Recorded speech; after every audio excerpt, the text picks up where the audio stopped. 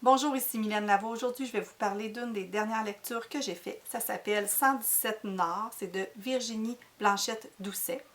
C'est le premier roman de cette auteure écrivaine-là. C'est l'histoire d'une fille qui s'appelle Maude qui a un métier peu commun. Elle est ébéniste à Montréal et elle va faire souvent la route 117 Nord pour aller jusqu'à Val-d'Or, donc sa ville d'enfance. Elle va là-bas, entre autres, pour rejoindre un ami d'enfance, Francis, avec lequel elle a une relation que je dirais pas tout à fait définie. Là, on ne sait pas trop, est-ce que c'est son amoureux, est-ce que c'est juste son ami. Enfin, ils ont une petite histoire, les deux ensemble. Dans cette histoire-là, en fait, elle va souvent à Val-d'Or parce que la maison dans laquelle elle a grandi sera détruite parce que la mine va s'expansionner et ils vont détruire la maison.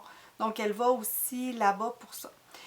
C'est vraiment un livre dans lequel on va retrouver beaucoup de silence, le vide. On sent que cette fille-là est un peu perdue.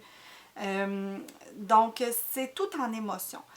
Dans les points vraiment positifs que je pourrais dire de ce roman-là, c'est que Virginie Blanchette-Doucet écrit vraiment super bien. Chaque mot est choisi, chaque phrase a sa place. Les images qu'elle nous transmet par son écriture sont vraiment magnifiques. Par exemple, à un moment donné, elle va parler des arbres qui ont été coupés, puis elle va comparer les arbres à des cadavres. Elle dit « Ah, je regarde les cadavres qui exhalent leur dernier parfum de sève. » Donc, c'est vraiment très beau. Dans le fond, quand tu lis ce livre-là, tu dis toujours « c'est beau ». Aussi, ce que j'ai apprécié de ce livre-là, c'est qu'il y a à peu près 150 pages. Donc, c'est un court roman. Tous les chapitres sont très courts aussi, d'une page à 3 pages. Donc, lorsqu'on est en train de lire, on lit un chapitre, puis après on se dit « Ah, je vais lire l'autre, il y a juste une page » ou « Je vais lire l'autre chapitre, il y a juste 3 pages. » Donc, on se dépêche de lire. C'est sûr que c'est pas un roman à suspense, c'est pas un page-turner, c'est vraiment plus un livre de littérature. J'ai trouvé que ce roman-là, c'est un roman qui fait réfléchir, puis que c'est un roman qu'on peut lire une fois, deux fois, trois fois, pour aussi en saisir toutes les subtilités, parce que c'est vraiment un roman qui est riche et qu'on peut analyser, et je suis certaine que plusieurs personnes vont voir des choses différentes. Par exemple, moi, j'ai beaucoup vu le silence, je trouvais qu'il n'y avait pas beaucoup de dialogue, les personnages se parlaient peu, donc je trouvais qu'il y avait un gros aspect de silence. Quand j'ai lu la critique du devoir, eux autres, ils parlaient un peu plus du vide.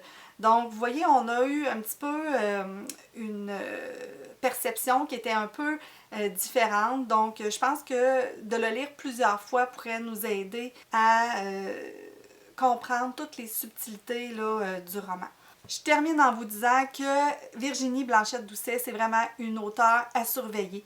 Je sais aussi que cette auteure-là, des fois on pourrait se dire elle a travaillé beaucoup son texte. Oui, je suis certaine qu'elle a travaillé son texte, mais c'est une auteure vraiment de talent. Pour avoir déjà lu un de ses textes lorsque j'étais jury au marathon d'écriture là, il y a plusieurs années, et que je me souviens de son texte, soit dit en passant, parce que je me souviens d'aucun texte sauf de celui de cette auteure-là. Donc, je peux vous dire qu'elle écrit vraiment très bien et que ça promet, là, si vous n'avez pas la chance de lire ce roman-là, surveillez-la parce que ses prochains romans vont être sûrement encore très bons. Sur ce, on se retrouve très prochainement pour une autre capsule de pause lecture.